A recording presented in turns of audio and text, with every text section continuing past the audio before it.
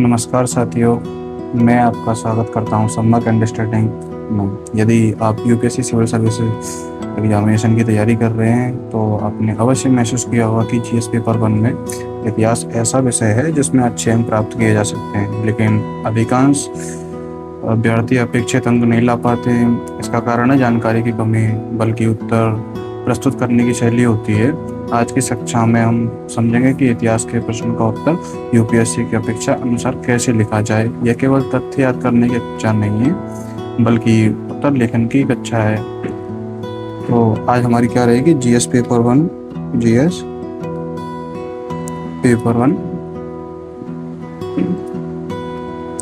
History means answer writing strategy. तो आज के सत्र में हम 5 महत्वपूर्ण बात सीखेंगे। क्या 5 महत्वपूर्ण बातों पर चर्चा करेंगे। जैसे नंबर 1 पर आता है यूपीएससी इतिहास में क्या पूछता है। यूपीएससी जो है वो हिस्ट्री में क्या पूछता है। दूसरा नंबर रहेगा प्रश्न की डिमांड कैसे समझें, जो डिमांड होती है प्रश्न की उसे कैसे समझें। तीसरा रहेगा कि उत्तर का स्ट्रक्चर कैसा होना चाहिए, जो हमारा आंसर है, आंसर का जो स्ट्रक्चर है वो कैसा होना चाहिए। और चौथा रहेगा कि वैल्यू एडिशन कैसे करें, अपने उत्तर को बेहतरीन बनाने के लिए वैल्यू एडिशन कैसे करें।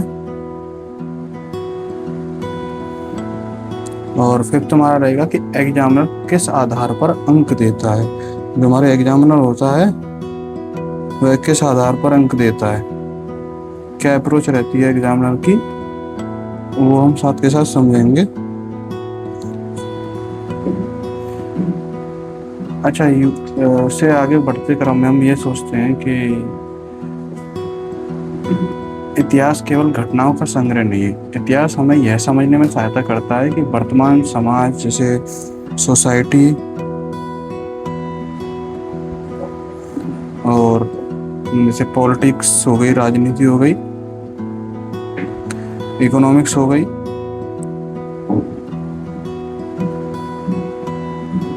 और हमारी संस्कृति हो गई,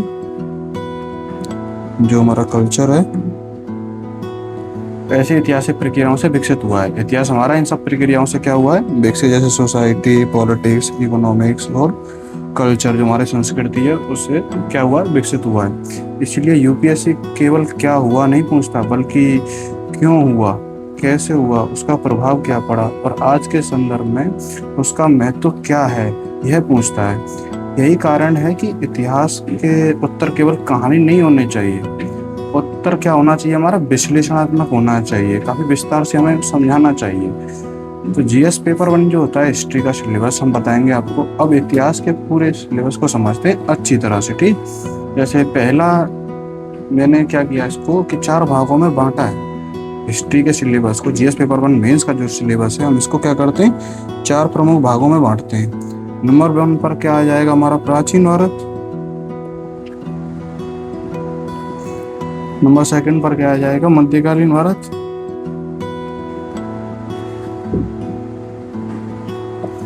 और नंबर 3 पर क्या आ जाएगा? हमारा आधुनिक भारत, आधुनिक भारत।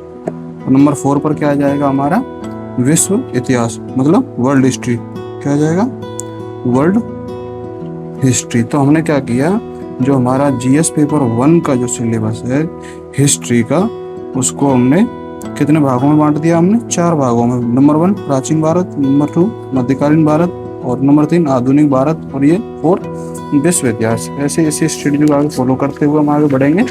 तुम देखेंगे कि इसके अतिरिक्त भारतीय कला एवं संस्कृति भी, ये सब प्रश्न भी चलते हैं। जैसे भारतीय कला से संबंधित प्रश्न पूछे जाते हैं, भारतीय कला एवं संस्कृति से प्रश्न बनते हैं।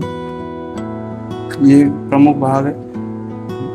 यदि आप इन 5 क्षेत्रों पर अच्छी पकड़ बना लेते हैं तो जीएस पेपर 1 का बड़ा भाग कवर हो जाता है। जैसे प्राचीन भारत, मध्यकालीन और आधुनिक और विश्व इतिहास, और साथ ही साथ भारतीय कला एवं संस्कृति पर आप एक अच्छी पकड़ बना लेते हैं तो क्या होता है, जीएस पेपर 1 का बड़ा भाग कवर हो जाता है। यूपीएससी, और हमारा नेक्स्ट सवाल क्या है, यूपीएससी किस प्रकार के प्रश्न पूछता है। इतिहास में जो यूपीएससी पूछता है वो किस प्रकार के प्रश्न पूछता है। जैसे पहला मैं बताऊं कंसेप्ट, तो पहला पूछता है कारण आधारित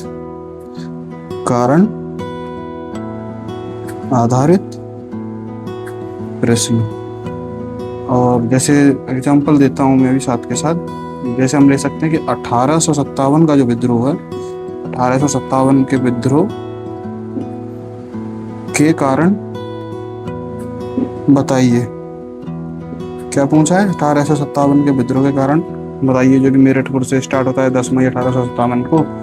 ऐसे ही दूसरा जो कंसेप्ट है वो क्या है, एक तो हो गया हमारा कारण आधारित प्रश्न पूछता है, और दूसरा क्या है, दूसरा हम पूछा प्रभाव आधारित प्रश्न पूछता है। जैसे कि औद्योगिक क्रांति के प्रभावों पर विवेचना कीजिए। जैसे औद्योगिक क्रांति के प्रभावों पर विवेचना कीजिए। तो तीसरा दो हो गए हमारे, पहला हो गया कारण आधारित, दूसरा हो गया प्रभाव आधारित, तो तीसरा हमारा क्या रहेगा, तीसरा रहेगा तुलनात्मक प्रश्न। तुलनात्मक कंपैरिजन पूछता है। जैसे मौर्य और गुप्त प्रशासन की तुलना कीजिए। क्या किया हमने, जैसे मौर्य और गुप्त जो प्रशासन है, कैसे उनके रूल्स नियम थे, इस आधार पर हम क्या करते हैं, उनकी तुलना करते हैं सारणीबद्ध तरीके से,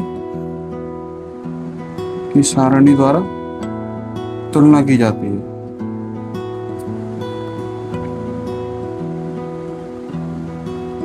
तो क्या किया हमने, कंपैरिजन कर दिया।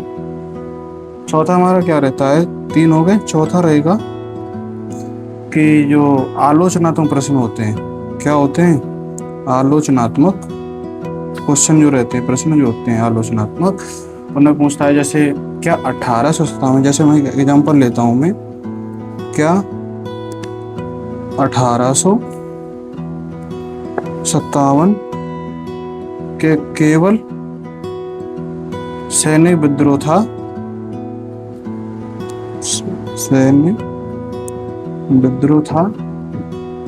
आलोचनात्मक टिप्पणी कीजिए।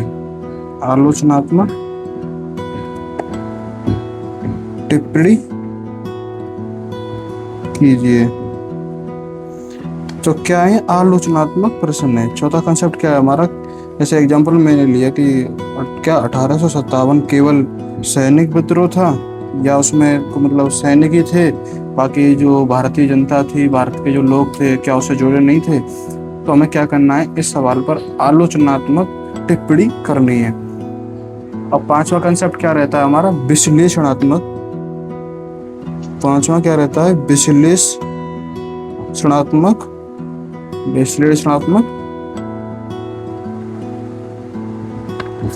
प्रश्न।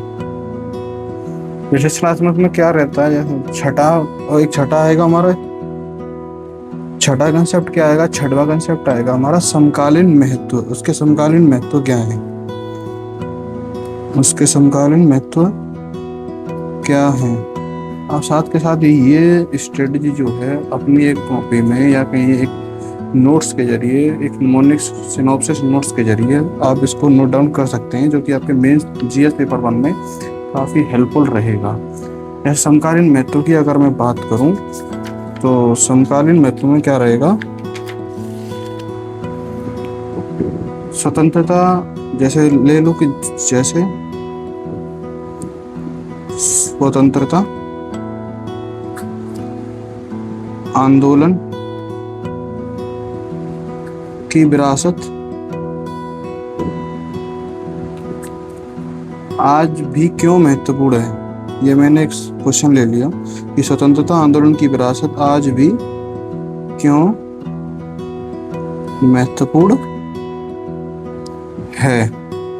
तो क्या किया, अब जब जैसे हम इसमें देख रहे हैं तो हमें क्या बताने पड़ेंगे, जैसे अपनी विरासतों के बारे में, उनके समकालीन महत्व बताने पड़ेंगे, फिर अपनी जो चीज़ें घटित हुई उनको इसमें रिप्रेजेंट करना पड़ेगा। थोड़ा क्या करेंगे हम, थोड़ा सा इसमें डायग्राम बना लेंगे या फिर मैप एक फ्लो चार्ट बना लेंगे, तो उसके जरिए हम ये वाला जो कंसेप्ट है समकालीन महत्व वाला, इसको हम कवर कर लेंगे। यदि आपने प्रश्न का प्रकार पहचान लिया तो आधा उत्तर तो वहीं खत्म हो जाता है। जब हम किसी प्रश्न के बारे में जान लेते हैं तो उसका क्या हो जाता है, आधा जो उत्तर है, आधा जो आंसर है उसका वहीं खत्म हो जाता है। अब हम नेक्स्ट क्वेश्चन पर चलते हैं। हमारा नेक्स्ट क्वेश्चन क्या था कि क्वेश्चन को कैसे पढ़ें। जो हम क्वेश्चन जो रीड करते हैं, में से हमारे पास टाइम लेता है, तो जल्दी से जल्दी कैसे समझें और किस प्रकार से उसको रीड करें। अब मान लीजिए मैं एक एग्जाम्पल के लिए लेता हूँ। आप मान लीजिए कि 1857 के विद्रोह के कारणों तथा उसके परिणामों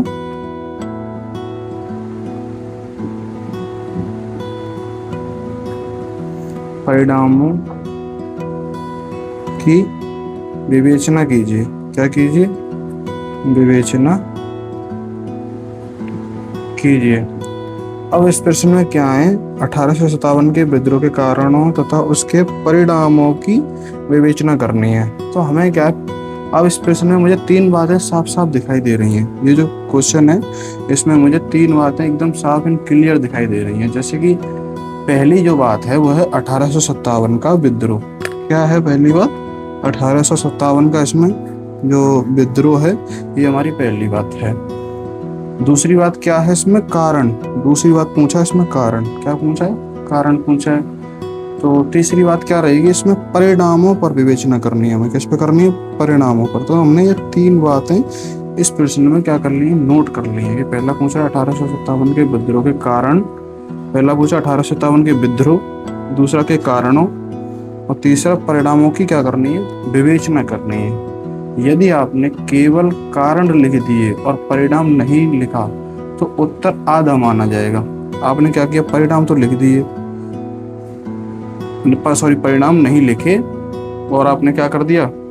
कारण लिख दिए, तो क्या होगा? आपका जो आंसर है वो आधा माना जाएगा। ठीक, इसलिए प्रश्न को कम से कम 2 बार तो पढ़ना ही पढ़ना है आपको। कितने बार पढ़ना है? कम से कम 2 बार पढ़ लेना है। अब क्या होता है कि हम अब कुछ इसके अब डायरेक्ट वर्ड्स समझते हैं। जैसे उसमें आते हैं ना सवालों में, तो महत्वपूर्ण जो वर्ड होते हैं हमें उनको आकलन करना है, उनका मतलब समझना है, एक बेसिक अंडरस्टैंडिंग रखनी है उनके प्रति। तो अब जैसे यदि लिखा हो, अब क्या है? यदि लिखा हो, सवाल में लिखा हो डिस्कस, क्या शब्द आता है? डिस्कस शब्द आता है। तो क्या करनी है हमें? संतुलित चर्चा करनी है। क्या करनी है? तो संतुलित, दोनों में मतलब संतुलन बनाते हुए क्या करना है, उस क्वेश्चन में संतुलित आधार पर हमें क्या करनी है? चर्चा करनी है। अब यदि लिखा हो, दूसरा क्या लिखा हो? एनालिसिस। एक एनालाइज आता है, एनालाइज लिखा हो तो हमें क्या करना है? इस पर एनालाइज लिखा हो तो हमें क्या करना है? तो कारण और प्रभाव दोनों बताने, उसका क्या बताना है? कारण भी बताना है और उसका प्रभाव भी बताना है। अगर एनालिसिस उस शब्द में लिखा है तो हम क्या समझ रहे हैं? यहाँ पे जो मेथड वर्ड्स हैं ना, जैसे अगर डिस्कस लिखा है और एनालाइज लिखा है, तो एनालाइज में क्या करना है? हमें कारण और प्रभाव लिखना है। अगर डिस्कस लिखा है तो क्या करना है? इस पर संतुलित चर्चा करनी है, संतुलित चर्चा करनी है। ठीक है, ये हमें याद रखना है बिल्कुल फॉर्मेट। यदि लिखा हो एग्जामिन, एक शब्द देखते हैं, अगर आपने PYQ सॉल्व किए हो तो उसमें लिखा होता है जैसे एग्जामिन लिखा है, तो इसमें क्या करना है? तो तथ्य प्रस्तुत करके निष्कर्ष देना है। जैसे कुछ फैक्ट होते हैं तो हमें क्या करना है? इसमें तथ्य प्रस्तुत करके निष्कर्ष देना है। पहले हमें क्या करना है? कुछ वहाँ फैक्ट्स जोड़ने हैं और उसके बाद हमें क्या करना है?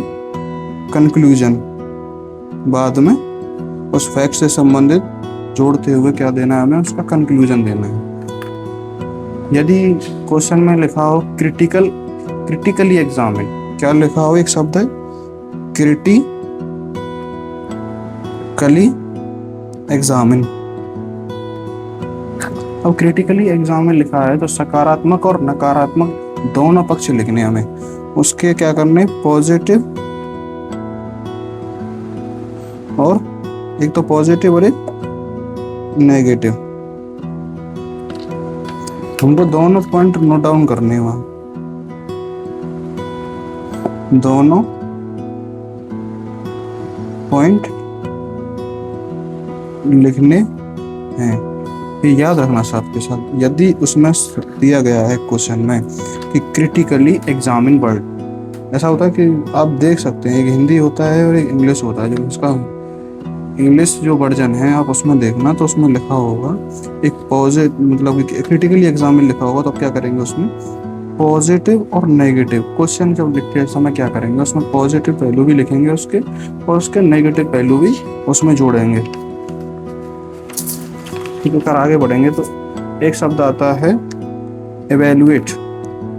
आपने देखा होगा PYQ फॉर्मेट में एक शब्द आता है इवेल्युएट। इवेल्युएट शब्द जब आता है तो अंत में अपना संतुलित निर्णय देना, एक डिसीजन देना, एक संतुलित।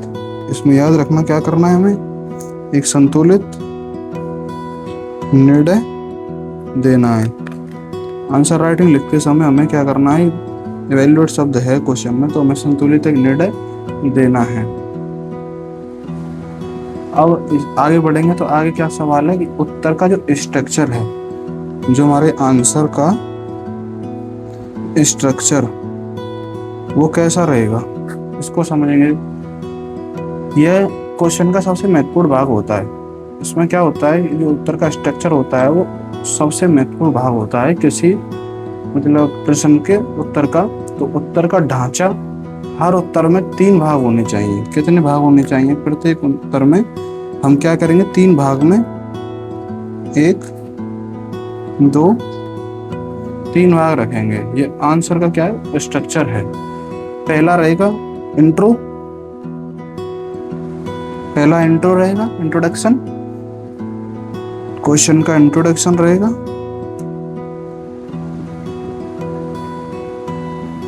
दूसरा क्या रहेगा, बॉडी, और तीसरा क्या रहेगा हमारा कंक्लूजन, निष्कर्ष। तीसरा क्या रहेगा हमारा कंक्लूजन रहेगा। पहला हो गया इंट्रो, दूसरा हो गया बॉडी, उसके तीसरा हो गया हमारा कंक्लूजन। इंट्रोडक्शन में आप अप्रोक्स 30 से 40 वर्ड्स यूज कर सकते हैं। क्या कर सकते हैं, 30 से 40 वर्ड यूज कर सकते हैं। बॉडी इसका सबसे बड़ा भाग है। उत्तर का सबसे बड़ा भाग क्या होता है, सबसे बड़ा भाग हमारा होता है बॉडी। इस पर हमें ज़्यादा फोकस करना है, बॉडी पर। उसका स्ट्रक्चर जाए, उसमें वेन डायग्राम बनाया जाए, उसमें फ्लो चार्ट बनाए, तो इस पर भी हम विशेष ध्यान रखेंगे। कल जो कंक्लूजन है, जो निष्कर्ष है, वह सकारात्मक और भविष्योन्मुख होना चाहिए। मतलब फ्यूचर की भी उसमें बात हो और एक पॉजिटिव मतलब वाइब वाला निष्कर्ष होना चाहिए हमारा। मतलब ऐसा लगे कि हम नेगेटिव नहीं है, हमारी जो अप्रोच है वो नेगेटिव नहीं है, एकदम सकारात्मक है। तो इंट्रोडक्शन पहला फॉर्मेट समझते हैं हम कि इंट्रोडक्शन कैसे लिखें। इंट्रोडक्शन कैसे लिखा जाता है, परिभाषा से, तिथि से और घटना से। ये याद लिख लो, नोट डाउन कर लो। परिभाषा से, तिथि से और घटना से। किसी प्रसिद्ध इतिहासकार के विचार से, इसमें नोट डाउन कर लेंगे, इतिहासकार के विचार से। और संवैधानिक या ऐतिहासिक दस्तावेज से, या आवश्यक दस्तावेज से शुरू कर सकते हैं हम अपने इंट्रो को। और या वर्तमान संदर्भ से, वर्तमान संदर्भ ले सकते हैं। वर्तमान संदर्भ से, क्वेश्चन से संबंधित जो वर्तमान संदर्भ हो उसे शुरुआत कर सकते हैं। इंट्रोडक्शन छोटा होना चाहिए, ये हमें विशेष ध्यान रखना है कि इंट्रोडक्शन जो है ज़्यादा बड़ा नहीं रखना है, फॉर्मेट उसका यही सेम रखना है। जैसे मैं आगे आपको बता रहा हूँ, ज़्यादा बड़ा इंट्रोडक्शन नहीं होना चाहिए आपका। छोटे सी 4-5 लाइन में बहुत गहरी बातें आपको क्वेश्चन से संबंधित उसमें क्या कर देनी है, प्रदर्शित कर देनी है, रिप्रेजेंट कर देनी है, ठीक है। तो बॉडी में हेडिंग अवश्य दें। अब ये बॉडी क्या, हम बॉडी के बारे में पढ़ेंगे तो बॉडी में क्या करेंगे, हम बॉडी में हेडिंग अवश्य दें। आप हेडिंग बहुत जरूरी है, इसमें हेडिंग दें। और क्या रहेगा, हेडिंग के नीचे छोटे पॉइंट लिखें, जैसे बुलेट पॉइंट लिखते हैं हमारे, ऐसे बुलेट पॉइंट्स लिखें, पॉइंट्स लिखें। और क्या रहेगा इसका नेक्स्ट जो है, जहाँ संभव हो टाइमलाइन का भी प्रयोग करें, टाइमलाइन भी जोड़ सकते हैं आप जहाँ संभव हो। और उसके बाद में क्या कर सकते हैं आप, यदि आप मैप बना सकते हैं तो अवश्य बनाएं, मैप का यूज करें। और फ्लो चार्ट बन सकता है तो फ्लो चार्ट का यूज करें, फ्लो चार्ट बना सकते हैं। यही उत्तर को अलग बनाता है, ये फ्लो चार्ट और ये मैप। आपको पता है कि इसमें 1 मार्क्स बढ़ता है। अगर आपका उत्तर किसी भी प्रकार का हो लेकिन आपने उसमें मैप बनाया है या वेन डायग्राम बनाया है तो उसमें क्या करता है, +1 1 मार्क्स आपका बढ़ जाता है अकॉर्डिंग टू योर मैप। तो हमें ये चीज़ विशेष ध्यान रखना है। और बात आती है वैल्यू एडिशन की। उत्तर में वैल्यू एडिशन के लिए मैं कुछ आपको ऑथेंटिक बुक्स बता रहा हूँ वैल्यू एडिशन के लिए, शायद आपने पढ़ी होंगी। वैल्यू एडिशन हमें कैसे करना है और कहाँ से करना है। जैसे हम स्पेक्ट्रम के कुछ तथ्य ले सकते हैं, आपने पढ़ा होगा स्पेक्ट्रम के तथ्य, जो स्पेक्ट्रम में हमने फैक्ट्स पढ़े होते हैं जो फिलोसफर्स के, उनको ले सकते हैं। एनसीईआरटी के कंसेप्ट ले सकते हैं, एनसीईआरटी के कंसेप्ट ले सकते हैं। और क्या, विपिन चंद्रा के कंसेप्ट ले सकते हैं, विपिन चंद्रा। सतीश चंद्रा के ले सकते हैं। और आर.एस. शर्मा के ले सकते हैं। तो हमें ये विशेष ध्यान रखना है जब हम मेंस के आंसर राइटिंग करते हैं तो हमें कुछ फिलोसफिकल उसमें बातें जोड़नी होती हैं जो कि हमारे उत्तर को बाकी अन्य लोगों से अलग बनाती हैं। ये हमें विशेष ध्यान रखना है। तो हम इसी को आगे करेंगे।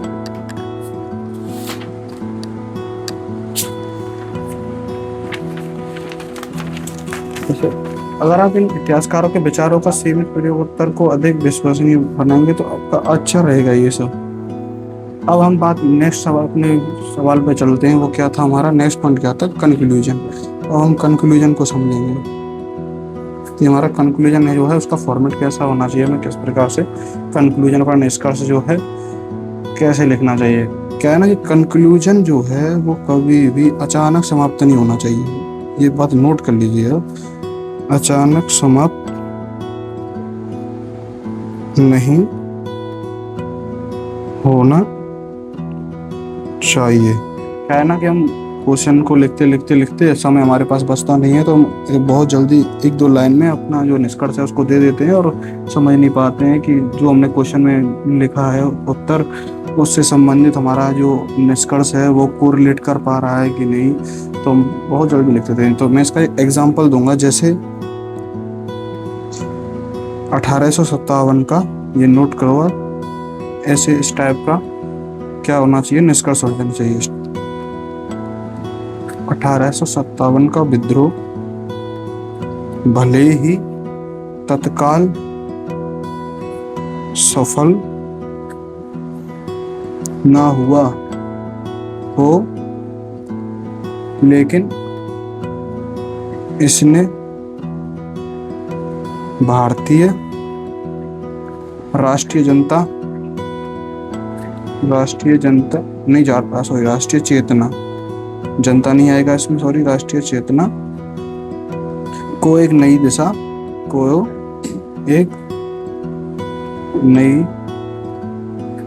दिशा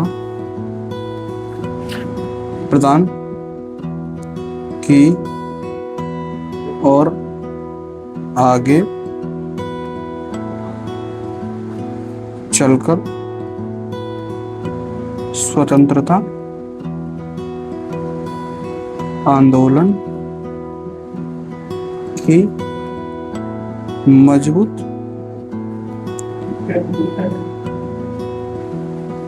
आधारशिला रखी। तो क्या किया है मैंने इसमें, अचानक से इसको खत्म नहीं किया है, ठीक, निष्कर्ष को अचानक से खत्म नहीं किया। मैंने लिखा है 1857 का विद्रोह भले ही तत्काल सफल ना हुआ हो, लेकिन इसने भारतीय राष्ट्रीय चेतना को, इसमें मैंने भारत की राष्ट्रीय चेतना को भी जोड़ दिया, नई दिशा को भी बताया, भविष्य के उन्मुख की ओर आगे चलकर स्वतंत्रता आंदोलन की मजबूत आधारशिला रखी है। ठीक है, तो हमें इस प्रकार का क्या लिखना है, एक कंक्लूजन जो निष्कर्ष है हमें इसी प्रकार का रखना है। इसमें क्या है, बहुत जल्दी समाप्त कर दिया। तो आज की क्लास में हमने क्या क्या सीखा। फर्स्ट ऑफ ऑल हमने क्या क्या सीखा, जैसे सबसे पहले हमने सीखा था